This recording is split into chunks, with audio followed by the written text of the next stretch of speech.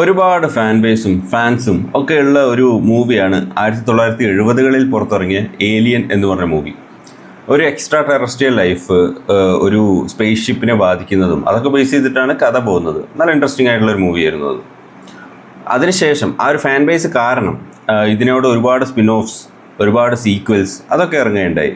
ഇപ്പോൾ ഒരു മൂവീൻ്റെ കാര്യത്തിലാണെങ്കിൽ ഏലിയൻ റോമുലസ് എന്ന് പറഞ്ഞ മൂവി റീസെൻ്റ്ലി പുറത്തിറങ്ങിയായിരുന്നു. അത്യാവശ്യം നല്ല മൂവി ആയിട്ടാണ് തോന്നിയത്. അത്യാവശ്യം നല്ല റിസപ്ഷൻ കിട്ടുകയും ചെയ്തു. ഇപ്പോൾ അതിൻ്റെ ഒരു പുതിയ ചുവടുവെപ്പ് എന്നുള്ള രീതിയിൽ ഈ ഏലിയൻ എന്ന് പറഞ്ഞ തീമിൽ ഒരു സീരീസിലേക്ക് FX എന്ന് പറഞ്ഞു കഴിഞ്ഞാൽ സ്ട്രീമിംഗ് പ്ലാറ്റ്ഫോം പോവുകയുണ്ടായി. അപ്പോൾ അവർ ലേറ്റസ്റ്റ് ആയിട്ട് ഒരു സീരീസ് പുറത്തിറക്കി regarding this as a sequel to the original Alien movie. So let's just review Alien earth.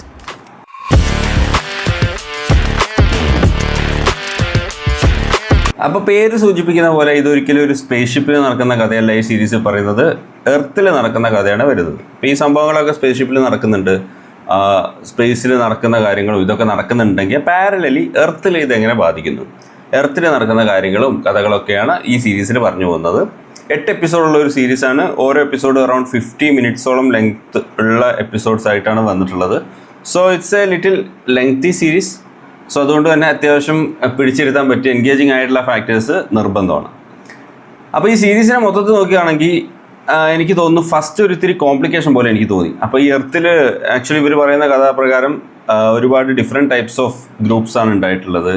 യുട്ടാനി അങ്ങനെയൊക്കെ പറഞ്ഞ് കുറേ പവർ ഗ്രൂപ്പ്സ് വരുന്നുണ്ട്. പിന്നെ അതേപോലെ ഡിഫറെൻറ്റ് ടൈപ്സ് ഓഫ് മാൻ, ഇപ്പോൾ അതായത് cyborg, synthetic, normal human being അങ്ങനെയൊക്കെ പറഞ്ഞ് ബള കുറേ പറയുന്നുണ്ട്. അപ്പോൾ അതൊക്കെ ഫസ്റ്റ് ഒന്ന് പെട്ടെന്ന് മനസ്സിലാക്കിയെടുക്കാൻ കുറച്ച് ബുദ്ധിമുട്ട് തോന്നി.